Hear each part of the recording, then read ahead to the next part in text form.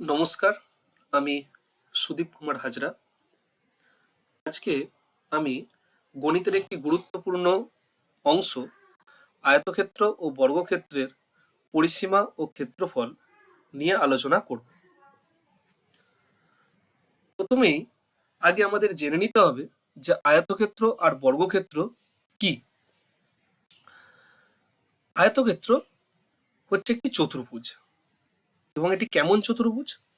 যে চতুর্ভুজটার বিপরীত বাহুগুলি সমান এবং সমান্তরাল, আর যে চারটি কোণ আছে সেই চারটি কোণই 90 ডিগ্রি অর্থাৎ সমকোণ। তাহলে আয়তক্ষেত্র কাকে বলে? না, যে চতুর্ভুজের বিপরীত বাহুদ্বয় সমান ও সমান্তরাল এবং চারটি কোণই সমকোণ অর্থাৎ 90 ডিগ্রি, তাকে আয়তক্ষেত্র বলে। এরপর আমরা দেখিনি বর্গক্ষেত্র। বর্গক্ষেত্র একটি চতুর্ভুজ যার চারটি বাহুই সমান এবং বিপরীত বাহুগুলি পরস্পর সমান্তরাল, আর যে চারটি কোণ আছে সেই চারটি কোণ কিন্তু 90 ডিগ্রি হয় অর্থাৎ সমকোণ হয়। তাহলে বর্গক্ষেত্র কাকে বলে? না, যে চতুর্ভুজের চারটি বাহুই সমান ও বিপরীত বাহুদ্বয় পরস্পর সমান্তরাল এবং চারটি কোণই সমকোণ অর্থাৎ 90 ডিগ্রি, তাকে বর্গক্ষেত্র বলে। এবারে আমরা আলোচনা করে নিই আয়তক্ষেত্রের পরিসীমা নিয়ে। পরিসীমা কি? না, পরিসীমা হচ্ছে কোনো একটি জ্যামিতিক চিত্র, বদ্ধ চিত্র, আমি যদি সীমানা বরাবর তার মাপ নিই তাহলে যে মাপটা পাবো সেটাই হচ্ছে তার পরিসীমা। তাহলে আয়তক্ষেত্রের পরিসীমা কি হবে? না, আয়তক্ষেত্রের যে চারটি বাহুর দৈর্ঘ্য আছে সেই চারটি বাহুকে যদি আমরা যোগ করে দিই, যেটা পাবো সেটাই হচ্ছে আয়তক্ষেত্রের পরিসীমা। তাহলে আয়তক্ষেত্রের পরিসীমা নির্ণয় সংক্রান্ত কিছু সূত্র আমরা দেখে নিই। এখানে একটি আয়তক্ষেত্র আঁকা আছে। এই আয়তক্ষেত্রটার উপরে যে বাহুটা আছে তাকে আমরা বলছি দৈর্ঘ্য, যে লম্বা বাহু যেটা আছে সেটা দৈর্ঘ্য, নিচে যেটা আছে সেটাও দৈর্ঘ্য বলছি কারণ আয়তক্ষেত্রের বিপরীত বাহুগুলি পরস্পর সমান এবং সমান্তরাল হয়। আর যে ছোট বাহু দুটি আছে তাকে বলছি প্রস্থ। তো আয়তক্ষেত্রের পরিসীমা নির্ণয়ের সূত্রটি কি হলো? না, 2 ইন্টু দৈর্ঘ্য প্লাস প্রস্থ।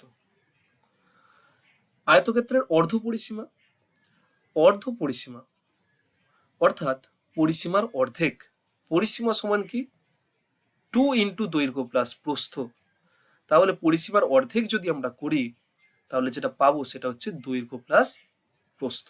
অর্থাৎ 2 ইন্টু দৈর্ঘ্য প্লাস প্রস্থকে যদি আমরা 2 দিয়ে ভাগ করি, যেটা পাবো সেটা হচ্ছে দৈর্ঘ্য প্লাস প্রস্থ। এরপর যদি আমাদের পরিসীমা দেওয়া থাকে কোনো আয়তক্ষেত্রের আর প্রস্থ দেওয়া থাকে, তাহলে যেটা বের করতে দেবে দৈর্ঘ্য। তো আমরা আয়তক্ষেত্রের দৈর্ঘ্য কি করে বের করব? না, আয়তক্ষেত্রের দৈর্ঘ্য বের করার সূত্রটি হলো পরিসীমা ভাগ 2 মাইনাস প্রস্থ। ঠিক একইভাবে যদি পরিসীমা আর দৈর্ঘ্য বলে দেওয়া থাকে তখন আমরা প্রস্থটা বের করে নিতে পারি। আয়তক্ষেত্রের প্রস্থ সমান কি হয়? না, পরিসীমা ভাগ 2 মাইনাস দৈর্ঘ্য। কিছু অঙ্ক আমরা দেখে নিই।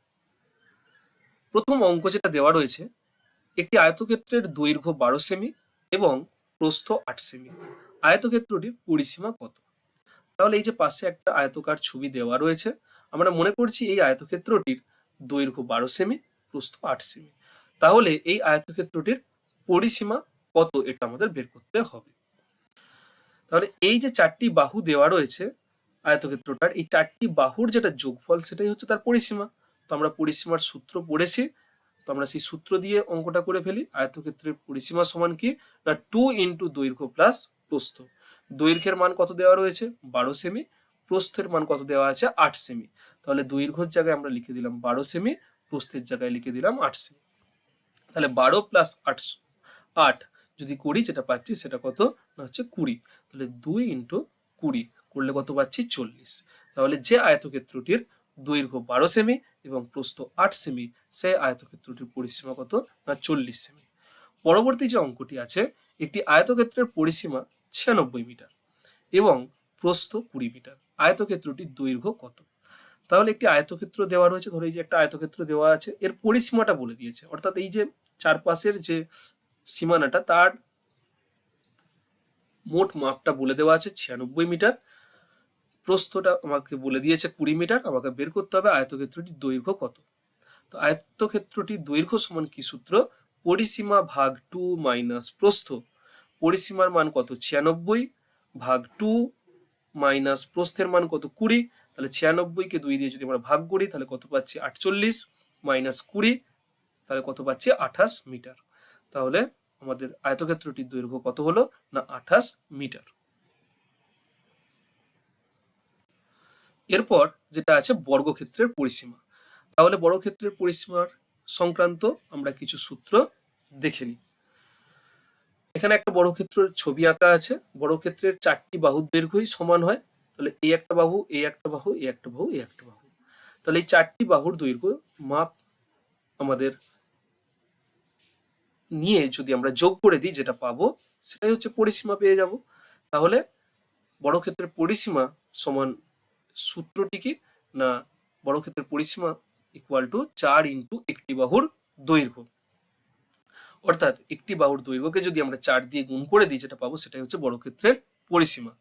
বর্গক্ষেত্রের একটি বাহুর দৈর্ঘ্য যদি বের করতে দেয় আর পরিসীমাটা যদি বলে দেওয়া থাকে, তখন আমরা পরিসীমাটাকে যদি 4 দিয়ে ভাগ করে দিই তাহলেই কিন্তু পেয়ে যাব বর্গক্ষেত্রটির একটি বাহুর দৈর্ঘ্য।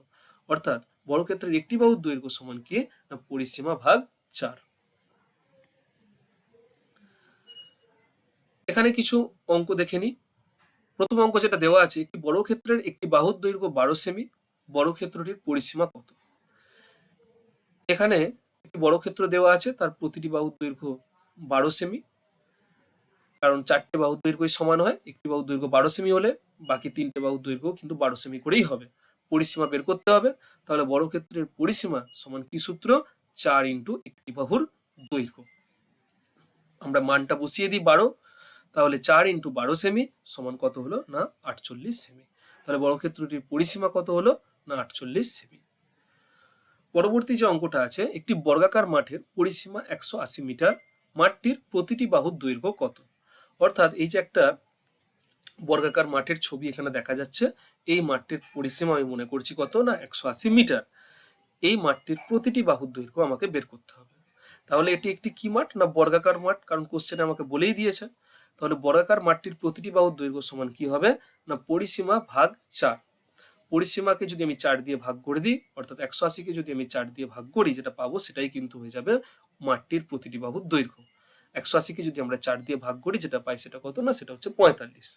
তাহলে এই মাঠটির প্রতিটি বাহুর দৈর্ঘ্য কত হলো? 45 মিটার।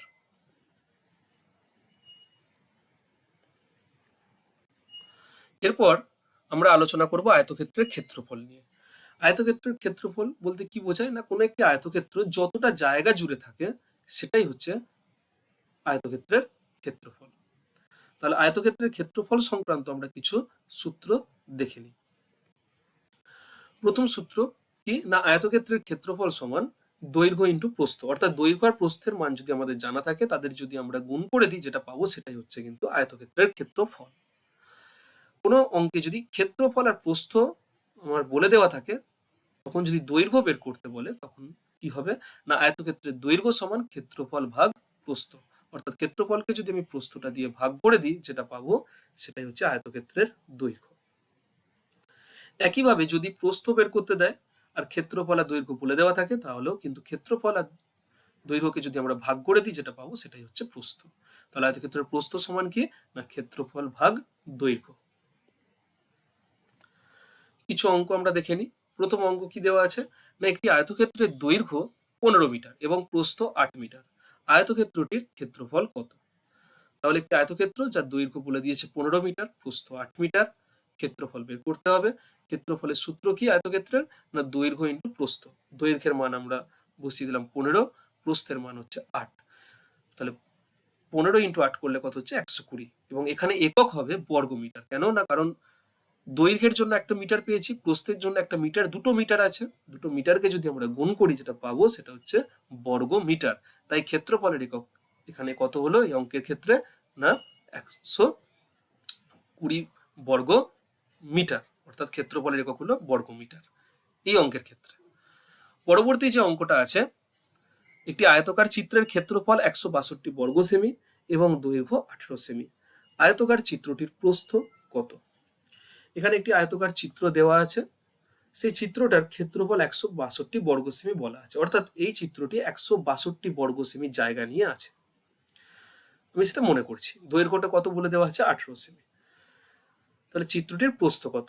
তাহলে প্রস্থ বের করতে বলেছে, ক্ষেত্রফল আর দৈর্ঘ্য বলে দেওয়া আছে, তাহলে আয়তকার চিত্রটির প্রস্থ সমান ক্ষেত্রফল ভাগ দৈর্ঘ্য। ক্ষেত্রফল 162, দৈর্ঘ্য বলে দিয়েছে 18, তাহলে 162কে 18 দিয়ে ভাগ করলে আমরা পাচ্ছি 9। তাহলে আয়তকার চিত্রটির প্রস্থ কত হলো? না 9 সেমি।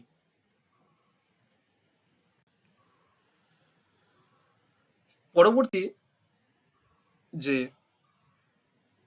আমাদের অংশটা আছে সেটি হলো বর্গক্ষেত্রের ক্ষেত্রফল। বর্গক্ষেত্রের ক্ষেত্রফল সংক্রান্ত কিছু সূত্র আমরা দেখে নিই। বর্গক্ষেত্রের ক্ষেত্রফল বের করতে গেলে বাহুর দৈর্ঘ্য সঙ্গে বাহুর দৈর্ঘ্যকে গুণ করতে হয়, অর্থাৎ বর্গক্ষেত্রের ক্ষেত্রফল সমান বাহুর দৈর্ঘ্য ইন্টু বাহুর দৈর্ঘ্য বা বাহুর দৈর্ঘ্যের স্কয়ার। আর যদি ক্ষেত্রফলটা বলে দেওয়া থাকে, আমাকে একটি বাহুর দৈর্ঘ্য বের করতে বলে বর্গক্ষেত্রের, তাহলে ক্ষেত্রফলের বর্গমূল করে দিলে আমরা কিন্তু বাহুর দৈর্ঘ্য পেয়ে যাব, অর্থাৎ বর্গক্ষেত্রের একটি বাহুর দৈর্ঘ্য সেটা সমান কি হবে? না রুট আন্ডার ক্ষেত্রফল। কিছু অঙ্ক আমরা দেখে নিই। প্রথম অঙ্কটি আছে কি না, একটি বর্গক্ষেত্রের একটি বাহুর দৈর্ঘ্য 14 সেমি, বর্গক্ষেত্রটির ক্ষেত্রফল কত? অর্থাৎ এই যে একটা বর্গাকার চিত্র আমাদের পাশেই দেওয়া আছে, তো আমরা মনে করছি ওর প্রতিটি বাহুর দৈর্ঘ্য 14 সেমি, তাহলে ওই বর্গক্ষেত্রটার ক্ষেত্রফল কত বের করতে বলেছে। তাহলে বর্গক্ষেত্রের ক্ষেত্রফল সমান কি? বাহুর দৈর্ঘ্য ইন্টু বাহুর দৈর্ঘ্য। মান কত বলে দেওয়া আছে বাহুর দৈর্ঘ্যে? 14 সেমি, তাহলে 14 ইন্টু 14 বর্গ সেমি। 14 ইন্টু 14 করলে আমরা কত পাচ্ছি? না 196 বর্গ সেমি। তাহলে আমাদের উত্তর কত হলো? না 196 বর্গ সেমি।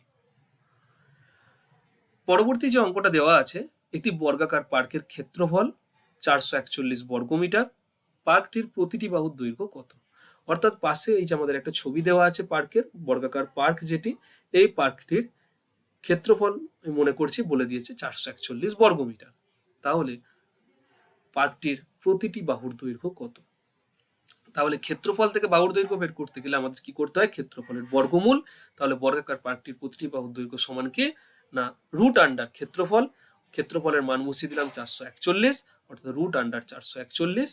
এবার আমরা জানি 21 স্কোয়ার করলে কত হয়? 441, অর্থাৎ 441 এর বর্গমূল করলে আমরা কত পাবো? না 21। তাহলে এই পার্কটির প্রতিটি বাহুর দৈর্ঘ্য কত হলো? না 21 মিটার।